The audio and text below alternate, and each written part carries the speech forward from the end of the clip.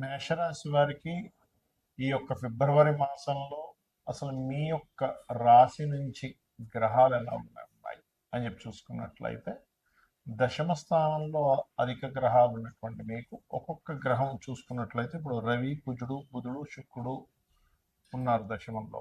కాకపోతే ఈ బుధుడు 3వ తేదీ మారుతున్నాడు లాభస్థానంలో అంటే కుంభంలోకి. మరియు అదేవిధంగా శుక్రుడు 5వ తేదీ, కుజుడు 22వ తేదీ, రవి 14వ తేదీ. అంటే ఈ ఒక్కడిగా మారుతూ మనకి జనవరి మాసంలో ఎలా అయితే పంచగ్రహ కూటమి ఏర్పడిందో ఫిబ్రవరి మాసంలో కూడా 17, 18 తేదీల్లో పంచగ్రహ కూటమి ఏర్పడుతూ మరలా 22వ తేదీ నుంచి కుజుడు చేరగానే చంద్రుడు మారగానే మళ్ళీ వస్తుంది. అంటే ఆల్మోస్ట్ లాస్ట్ 10 డేస్, ఫిబ్రవరి మాసంలో లాస్ట్ 10 డేస్ పంచగ్రహ కూటమితో ఉంటుంది. అదేవిధంగా మీకు ఎల్నాటి నడుస్తుంది. చంద్రుడు కర్కాటకం నుంచి ప్రారంభమై కర్కాటకం వరకు వస్తాడు. మరియు కేతువు, చంద్రుడు కలిసి 3వ తేదీ మనకి సింహరాశిలో కలుస్తున్నారు కూడా. ఇక 3లో గురువు. ఈ యొక్క గ్రహస్థితిని అనుసరించి మీకు ఎటువంటి ఫలితాలు జరగనున్నాయి, ఏ దేవత ఆరాధన చేసుకోవాలి, ఏ విషయాల పట్ల మీరు జాగ్రత్తగా ఉండాలి అనేటువంటి అంశాలు చెప్తుంది నేనైనప్పటికీ చెప్పిస్తుంది సాక్షాత్ అంతా అమ్మవారిగా భావిస్తుంది. ఇక్కడ గమనించుకున్నట్లయితే ఫస్ట్ హాఫ్ అంతా కూడా దశమంలో ఉంటూ గ్రహాలు సెకండ్ హాఫ్లో వెళ్ళేసరికి లాభంలోకి వస్తున్నాయి. అంటే దీనికి సంబంధించినటువంటి విషయంలో మీ యొక్క లగ్నాధిపతి ఎప్పుడైతే దశమంలో ఉన్నాడో వృత్తి అభివృద్ధిని, వ్యాపార అభివృద్ధిని, ఏదైనా కొత్తగా అంటే దశమంలో ఉండే గ్రహాలన్నీ చతుర్థ భావాన్ని చూస్తాయి కాబట్టి ఏదైనా ప్రాపర్టీ కానీ ఒక కొత్తగా ఏదైనా నేర్చుకోవడం కానీ ఖచ్చితంగా జరుగుతాయి. అయితే ఇక్కడ శుక్రుడు ఎప్పుడైతే ధనాధిపతి లాభంలోకి వెళ్తున్నాడో, ధనాధిపతి లాభంలోకి వెళ్ళడం అనేటువంటిది ఒక రకంగా చెప్పాలంటే మంచి విషయమే, వ్యాపారం మూలంగా లాభాలు వస్తాయి. కానీ ఎవరికైనా ఫ్రెండ్స్కి లేకపోతే ఏదైనా షేర్ మార్కెటింగ్ రిలేటెడ్ సంబంధించిన విషయాలకు మాత్రం శుక్రుడు ఆ గ్రహాలతో కుంభంలో కలిసినప్పుడు మాత్రం సరైన విషయం కాదు. సినిమా ఫీల్డ్ ఇట్లాంటి వాటిలో, క్రియేటివ్ ఇట్లాంటి వాటిలో మనీని వెచ్చించేటువంటి విషయంలో గుర్తుపెట్టుకోండి. ముఖ్యంగా 3లో గురువు ఉన్నందుకు మంచిగానే మాట్లాడుతూ మంచిగానే ఉంటూ కూడా ఒక్కొక్కసారి మిస్అండర్స్టాండింగ్స్ జరుగుతుంటాయి. కాబట్టి కాస్త జాగ్రత్తగా ఉండండి. అందులో ముఖ్యంగా 3వ తేదీ, 4వ తేదీ ప్రధానంగా ఏదైనా నిర్ణయాలు తీసుకునేటప్పుడు కాస్త జాగ్రత్తగా తీసుకోండి. మరియు అదేవిధంగా వివాహ సంబంధించిన విషయంలో వివాహ సంబంధించిన కుదురుతా అనేటువంటి సందేహం లేదు. కాకపోతే ఈ లాభంలో అధిక గ్రహాలు ఉన్నందుకు 12వ స్థానంలో శని భగవానుడు నుండి వస్తున్నందుకు వివాహ జీవితం విషయంలో జాగ్రత్తగా ఉండండి. సక్సెస్ రేట్ అయితే ఖచ్చితంగా పెరుగుతుంది.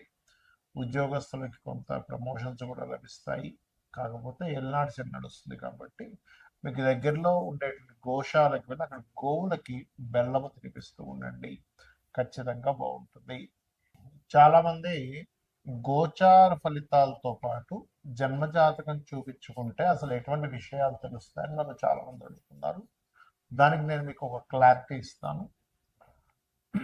మొట్టమొదటిగా మనకి జన్మజాతకం అనేటువంటిది ఎలా ఏర్పడుతుంది,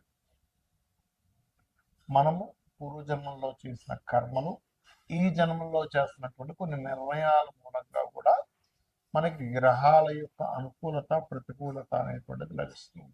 గుర్తుపెట్టుకోండి. అయితే 90% ఆఫ్ పూర్వజన్మంలో, ఒక 10 to 15% మనకి ఈ జన్మలో చేసేటువంటి ధర్మబద్ధంగా ఉండడం ఇట్లా జరుగుతుంది. అయితే ఇక్కడ ఏ గ్రహం బలంగా ఉంది, ఏ గ్రహం బలహీనంగా ఉంది, ఏ భావం బలంగా ఉంది, ఏ భావం బలహీనంగా ఉంది, ఏ భావం ఏ విషయాన్ని చెప్తుందని చెప్పేది జ్యోతిషాస్త్రం.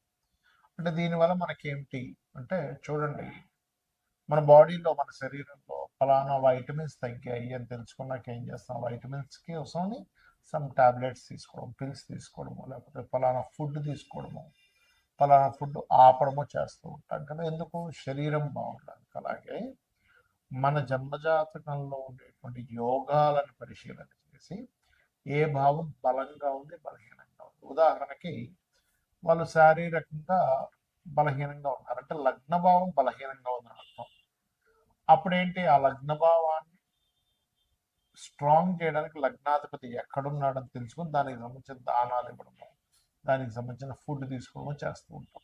అలాగే ధనం ఎంత మనం ప్రయత్నం చేస్తున్నా ఇవాళ రేపు సొసైటీలో ఇబ్బంది పడుతుంది ఏదైనా ఉంటే ధనం కోసమే ముఖ్యంగా. దాని తర్వాత రోగ శత్రువుల కోసం ఇబ్బంది పడుతూ ఉంటారు. అయితే ఇక్కడ ఈ ధనాధిపతి ఎక్కడ ఉన్నాడు అనేది ముఖ్యంగా తెలుసుకోగలగాలి. ధనాధిపతి కనుక బాగున్నట్లయితే, చాలా మంది చూడండి పెద్దగా ఏం చదువుకోలేదండి, కానీ ఏంటో ఆటోమేటిక్గా డబ్బులు వచ్చేస్తున్నాయి ఆయనకి, ఆ వ్యాపారం పెట్టాడు ఈ వ్యాపారం పెట్టాడు అనుకుంటారు. అంటే చదువుతో సంబంధం లేకుండా ధనం వస్తూ ఉంటుంది కొంతమంది. మరి కొంతమందికి అసలు ఆయన పెద్ద పని చేసే అవసరం ఉండదు. ముత్తాతలు ఆ, రకరకాల ప్రాపర్టీస్ కొని ఉంటారు, బట్ రెంట్స్ వస్తూ ఉంటాయి. ఏమిట్రా ఇది అనిపిస్తుంది. అదంతా పూర్వజన్మ కర్మ. అయితే ప్రతి మనిషి కూడా వాళ్ళ రెండవ అధిపతి ఎలా ఉన్నాడో చూసుకోవాలి. రెండవ స్థానాధిపతి కనుక బలహీనంగా ఉంటే వాళ్ళు ఎన్ని ప్రయత్నాలు చేస్తున్నా ధన విషయంలో పాపం వెనకబడుతూనే ఉంటారు. ఆ ఒక్క చిన్న లిటిగేషన్, అంటే చిన్న ఎగ్జాంపుల్ చెప్తా చూడండి. ఒక వ్యక్తికి ఇక్కడ క్లాట్ ఏర్పడింది అనుకుందాం. ఈ చెయ్యి కాలు తిమ్మిరికి అయి పెరాలసిస్ వచ్చింది, సంథింగ్ ఆగిపోయింది. మీరు దీనికి మీరు ఎంత చేస్తున్నా సరే మీకు సెట్ కాదు అంత ఈజీగా.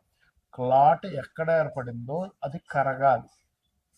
అది కరిగితే రక్త ప్రసరణ అయితే, దాని వేవ్స్ కనెక్ట్ అయితే బాడీ మన బుర్రలో ఉన్నటువంటి మెదడులో ఉన్నటువంటివి ఏవైతే ఉన్నాయో అవి కనెక్ట్ అయితే అవి ఖచ్చితంగా ఆటోమేటిక్గా వాళ్ళకి సెట్ అయిపోతుంది.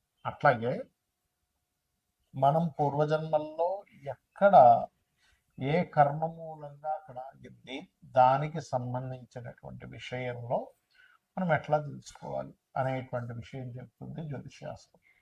కాబట్టి మీ ధనాధిపతి ఎవరు, ఆ రూపంలో మీరు కనుక చిన్నప్పుడు చదువుకోవడము, దానికి సంబంధించిన వర్క్స్ నేర్చుకోవడం ద్వారా బాగుంటుంది. అదేవిధంగా మనం చేసే ప్రయత్నాలు అనుకోండి, మనం ఏ దిశలో ఉండాలి, అలాగే సంతాన అభివృద్ధి, అసలు సంతానం ఎప్పుడు పొందితే మంచిది, సంతాన అభివృద్ధి అవ్వాలంటే ఏం చేయాలి, మనకి ఇవాళ రేపు అందరూ ఇబ్బంది పడుతుంది దేని గురించి అంటే రుణాలు ఉన్నాయని, రోగాలు ఉన్నాయని, శత్రుత్వాలు ఉన్నాయి. ఇవి అసలు ఎందుకు ఏర్పడుతున్నాయి, మనం ఏ కర్మ వల్ల వీళ్ళందరూ ఏర్పడ్డారు మన చుట్టూ, అలాగే వివాహం అసలు ఎప్పుడు చేసుకుంటే మంచిది, ఇలాగా అనేకమైన విషయాలు. అంటే ప్రొఫెషన్లో ఎందుకు ఎదగలేకపోతున్నాం, ప్రొఫెషన్లో ఎక్కువ చేంజ్ అయితే మంచిదా, విదేశాలకు వెళ్ళుంటే మంచిదా, లేనట్లయితే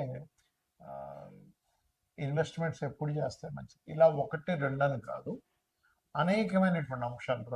రత్నం గురించి కానివ్వండి, మనం తెలియక ఏం చేస్తామంటే ఏదో రత్నం పెట్టేసుకుంటాం. అలా కాకుండా స్పెసిఫిక్గా మీకు ఫలానా రత్నం వల్ల కొంత సపోర్ట్ లభిస్తుంది. ఒక విషయం చెప్తాను, రత్నం పెట్టేసుకోగానే వెంటనే కోటీశ్వరుడు అయిపోతారు అనేది పూర్తిగా అబద్ధం.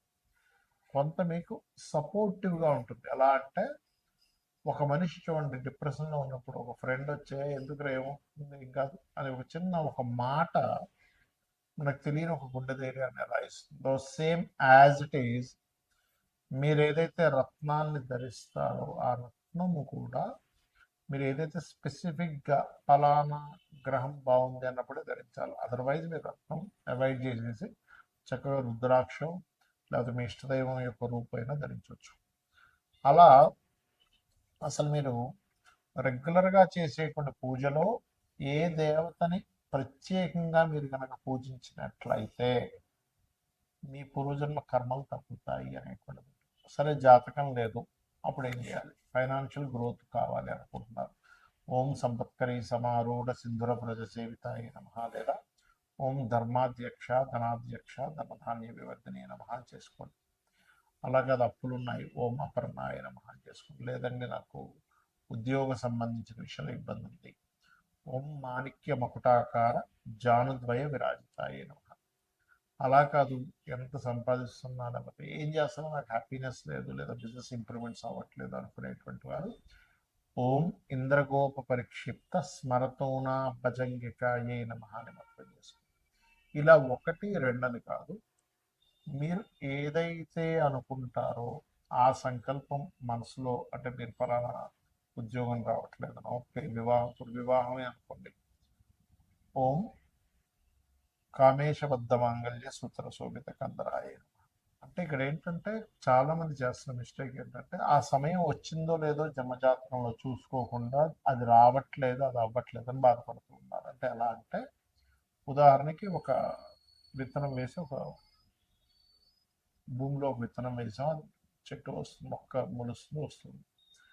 మొలుస్తున్నప్పటి నుంచే మనం చూస్తూ ఏమిటి కదా ఇంకా పళ్ళు రావట్లేదు, పుష్పాలు రావట్లేదు అంటే అట్లా అదొక ఏజ్ వచ్చిన తర్వాత ఇన్ని సంవత్సరాలకి అది పుష్పాలు ఇస్తుంది లేకపోతే ఫలాలు ఇస్తుంది అనే ఒక నాలెడ్జ్ ఉందనుకోండి, అప్పుడు హ్యాపీగా ఆ ఇన్ని సంవత్సరాల తర్వాత వస్తుంది అని ఒక ఫిక్స్ అయి ఉంటుంది. కాబట్టి ప్రతి జాతకానికి కూడా ఎప్పుడు వివాహం అవ్వాలి, ఎప్పుడు చేసుకుంటే మంచిది, ఎప్పుడు ఇన్వెస్ట్మెంట్స్ చేయాలి, ఏ రంగాల్లోకి వెళ్తే మంచిది, ఎందుకు ధన సంబంధించిన ఇబ్బందులు వస్తున్నాయి అని ఒక క్లారిటీగా ఒక జ్యోతిలాగా వెలుగుని చూపించేది, ఒక దారిని చూపించేది జ్యోతిషాస్త్రం. కాబట్టి మీరు తెలుసుకొని అమ్మవారి అనుగ్రహంతో మీరు చక్కటి ఆయురారోగ్యాన్ని పొందుతారని మనస్ఫూర్తి కోరుకుంటూ శ్రీమాత్రే నమః.